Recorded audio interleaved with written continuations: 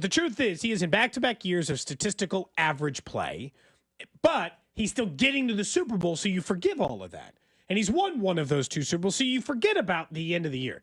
If he has his third statistical year, if you think that there isn't noise now, wait. Because, Gold, if he has, in year 9, a third straight mediocre statistical season, people are going to be starting to call for the changing of the public guard.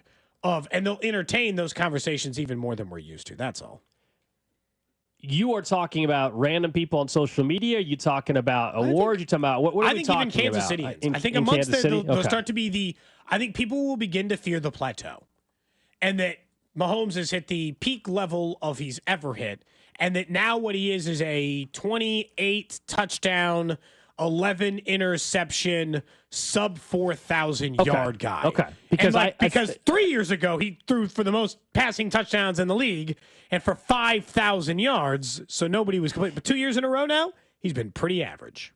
Yeah. Statistically. I think more than anything as a team, this year is about showing people that they're not done yet. And I guess that might be with true. that is the plateauing part. Mahomes is, of course, a huge part of that. But I think for them, what happened in the Super Bowl, getting embarrassed there against the Philadelphia Eagles, and therefore by the connection, of course, is, well, then Patrick Mahomes got embarrassed as well. And so with that, I would agree with you if you're saying, hey, the narrative is like, oh, my God, they're just not the same team anymore. Here we go. They have an opportunity and, I guess, pressure, if you will, to prove people wrong very early on in the season. Yep. Because if they end up falling off and they're, I don't know where we're setting the bar. Like, for them, it's always the AFC title game at minimum, basically. But that would be a weird year because they've been to 3 straight Super Bowls. That would be a fall-off year for them, right?